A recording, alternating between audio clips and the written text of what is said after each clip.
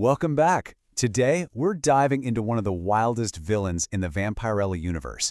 I mean, this thing is a parasitic demon that was literally born from a hero's greatest success.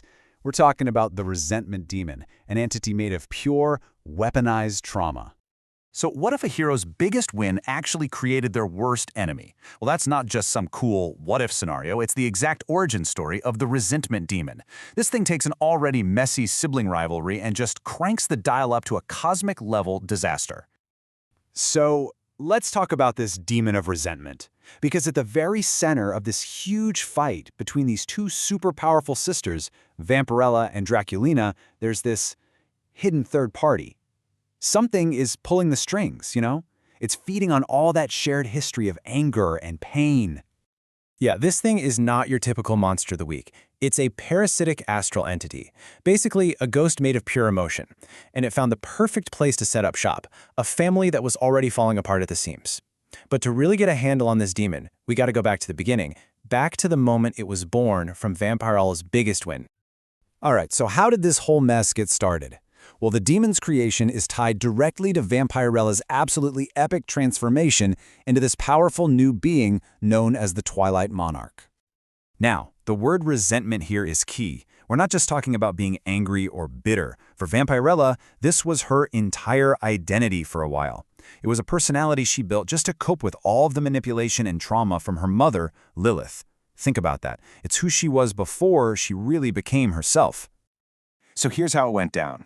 Vampirella absorbs this thing called the Lunararis Arcadian, and boom, she becomes the Twilight Monarch. In that moment of insane power and clarity, she basically just sheds her old self. All that resentment, all that pain, she just lets it go. But here's the crazy part. That pain didn't just disappear. Nope, it clumped together, took on a life of its own, and became this living, breathing weapon made from all the trauma she'd just left behind. So while Vampirella is mastering her trauma and leveling up, this brand new demon, basically the ghost of her past self, is out there looking for a home, and it finds a much more welcoming host in her sister, Draculina. And this, right here, this is the perfect illustration of the fork in the road for these two sisters. I mean, they both dealt with the exact same legacy of trauma from their mom, but their choices couldn't be more different. Vampirella mastered her trauma and shed it. Draculina, on the other hand, she encountered it and decided to embrace it. One moves past the pain, the other decides to use it as a weapon. And you gotta understand, this wasn't some hostile takeover. Draculina was already nursing her own grudges, her own desire for more power. So when this thing showed up, she didn't see a monster, she saw an opportunity. She willingly let it merge with her soul. This wasn't a possession, folks, it was a partnership. And it was gonna have some absolutely devastating consequences. Because that merger, it completely transformed Draculina. It didn't just give her a power boost, it supercharged her powers and her purpose. This turned what was a pretty nasty sibling rivalry into a full-blown ideological war. So the demon's impact was huge. It wasn't just a power-up, it fundamentally twisted who she was. It tainted her dark magic with this raw, pure resentment. It completely suppressed her human half, Katie, and basically turned her into the living embodiment of unbridled chaos. You know, the very thing Vampirella had just worked so hard to get rid of. And it fueled her with a brand new mission: oppose Vampirella at every turn.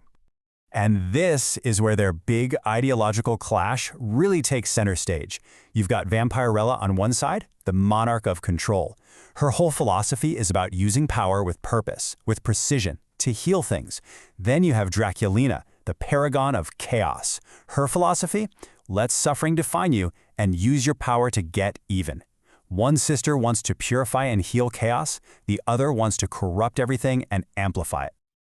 And Draculina's accusation to her sister really sums it all up.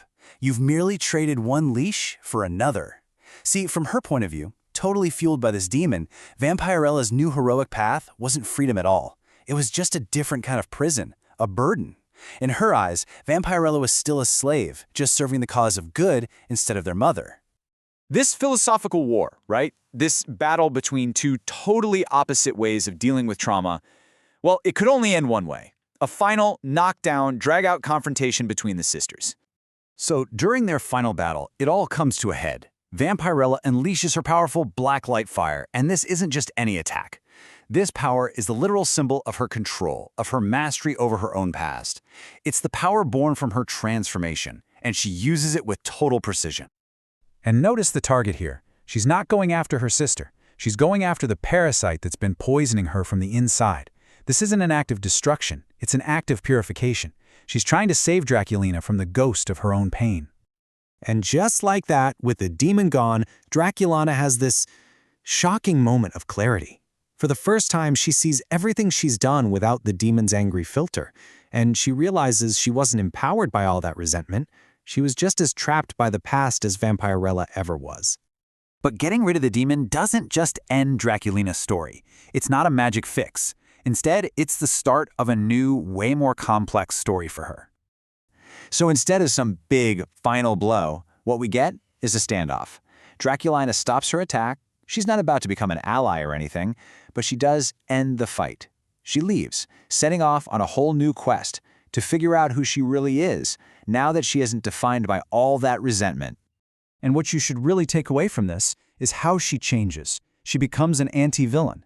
She's now operating in those morally gray areas with her own pretty harsh code of ethics. The demon's defeat transforms her from just a straight-up bad guy into something way more complex and interesting. So, this leaves us with a really fascinating question, right?